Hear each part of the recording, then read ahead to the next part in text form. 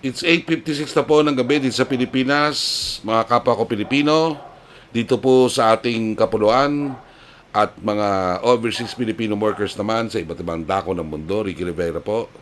No, update lang po tayo sa mga kaganapan sa Artikulo 11. No, kahapon po nagsagawa po tayo ng isang press briefing, gayon din po ng forum na kung saan iba't iba po mga personalidad, mga leader ng iba't ibang mga civil society groups ay nagsama-sama po kami sa ilalim ng Artikulo 11 sa Club Filipino upang ipahayag ang aming kanaisin na sumama po doon sa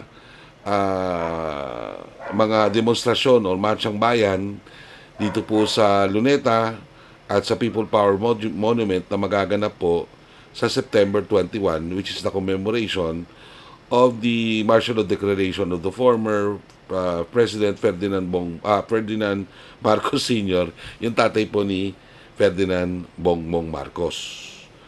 So, marami po, no, lampas po siguro sa 1,000 mga organisasyon ang nagpahiwatig ng kanilang kahandaan. And I believe na pagdating ng Lunes, magiging very, very historical ito pong pagkilos na ito. No? At kami naman po sa Artikulo 1 ay kami po ay sasama dyan, hindi para makigulo, kundi para ipahayag yung aming damdamin at posisyon at mga rekomendasyon para masawata itong katiwalian dito sa flood control projects muna. No? So, at bukas nga pala, magkakaroon din kami ng isang joint press conference with Tama na, yung organizer naman ng Luneta rally, no, sa 21 ng umaga, 9 o'clock, para ipahiwatig naman po namin yung kahandaan namin makipag-alyansa dito po sa Tama na. So, maraming sasabi, ano po pang panawagan natin? Ang panawagan natin ay unang-una managot itong mga involved sa maanumalyang flood control projects na ito.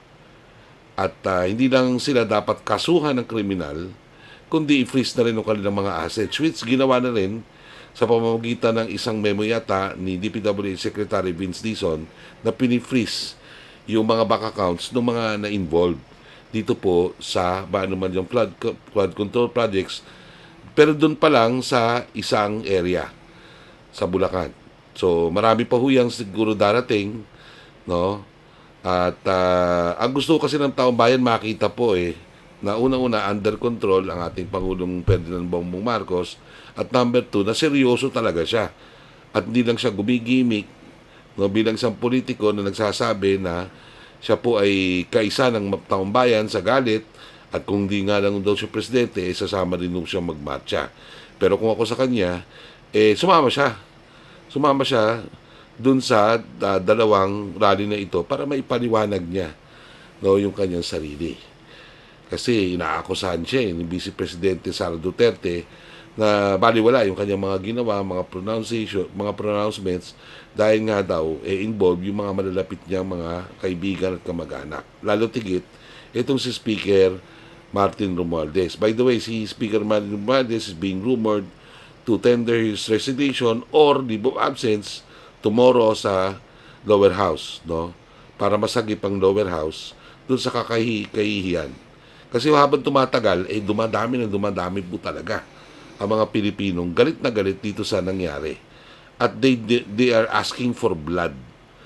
So, ang magandang gawin ng Pangulo ay ito nga, ituloy-tuloy yung mga administrasyon, magkalap ng mga matitibay na ebidensya at sampahan yung mga tao na dumami na rin doon sa Senate Blue Ribbon Committee at sa Committee ng Public Accounts chaired by Congressman Terry Ridon. Wala ho dapat linisan yan. Kasi pag nakita ng taong bayan na may linis yan, baka ito ang maging spark po para mas malawakang kagulungan. Okay. So, hindi rin po kaaya-aya ako, I'm telling the Malacanang right now, na sabihan ng Philippine National Police na huwag magpapalabas ng mga pahayag na maaari pang ikalala ng sitwasyon. At ano po yung pahayag na ito? Na kanila pong i-enforce daw yung isang Marcos era law na magpipinalize dun sa mga darating sa mga rallies na ito ay, alam nyo, it's a wrong move.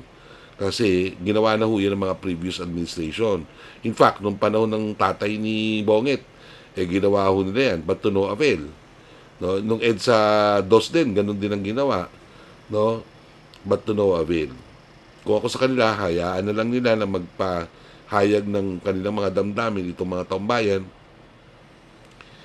At the end of the September 21, kailangan pamunuan ng Malacanang ng pamahalaan yung honest to goodness anti-corruption campaign.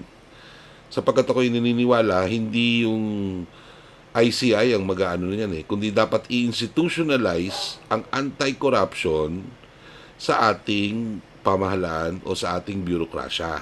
Yan po kasi ang punot dulo nito, no? Na yung mga taong di gobyerno ay lumabag doon sa kanilang Artikulo 11. Anong Artikulo 11? Public office is a public trust. Nilabag po nila yung tiwala ng taong bayan sa pamamagitan nga ng paglalaro o pagnanakaw ng bilyon-bilyon dito sa ating pera. Yan po ay isang indikasyon ng kawalan po ng konsiderasyon itong mga tao di gobyerno na ito sa tunay na kapakanan ng sambayanang Pilipino. Okay, meron ho bang active destabilization laban sa Pangulong Ferdinand Bongbong Marcos?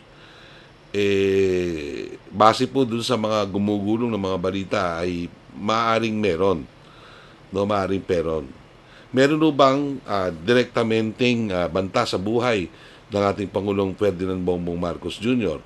Ang sabi ng ating press officer at spokesperson ng Malacanang na si Attorney Claire Castro, wala naman daw hong direkta.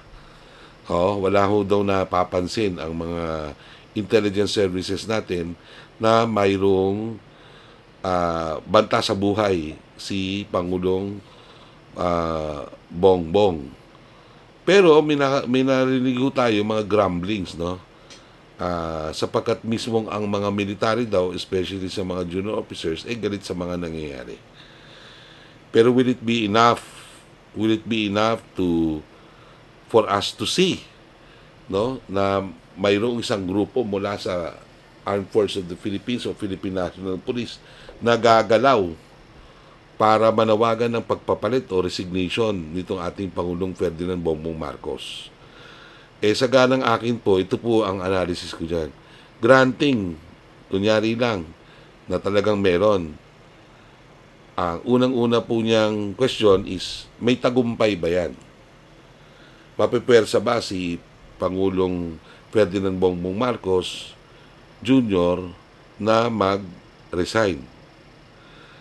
Kaya ba yan the first day? Sino-sino yung mga yan? Tatayo, kasi baka yung isa dyan, dalawa, tatlo ay mga known natin na may mga graph cases din biglang, tapos sila ang papalit. Hindi po katanggap-tanggap yan ng mamamayan at maaaring magkagulo tayo dahil lalaban at lalaban talaga yung mga tao regarding that, no? So, may kudita ba? Maaaring oo, dahil nag-face saving measure na po at nagka-counter propaganda at nagka-crisis mitigation techniques na po ang Marcos Jr. administration para hindi na masyadong lumaki ito pong bilang ng mga tao na nagagalit dahil nga dun sa pagnanakaw. So, ano po yung mga saving measures na yan? Number one, inutusan si Dizon na habulin yung mga na pangalanang mga personalidad na sangkop dito sa serious flood control projects na ito. At ikalawa, yun ngang reported the filing of leave of absence or resignation. Yan po mga ganyang mga taktika hindi na po ano yan bago sa atin. In fact, humalpak na yan dati. So, ang dapat gawin ng Pangulo, makipagkaisa dun sa mga inis dito sa nangyayari at kanyang i-exercise yung kanyang presidential powers para agad-agad na makulong, masampahan ng kaso at makulong itong mga personalidad na nandito sa public works scandal na ito. No? So, yan ang dapat gawin ng Pangulo. The public should see that the President is very serious and also very seriously determined to punish the perpetrators of this highly scandalous and corrupt na DPWH. Kailangan din po makita rin na may seryosong intensyon ang pamahalaan, hindi naman to placate the public, but rather to do the right thing. And the right thing to do is really identify the solutions and make them institutional. Iyan po yung kaya ako pabor ako dun sa panukalang batas ni Congresswoman Laila de Lima na magtayo ng isang tunay na independent commission na siyang titingin dito sa mga maanumalyang projects na ito at hindi mangingimi na magsampa at itapon sa bilibid itong mga nagkasala. So, okay.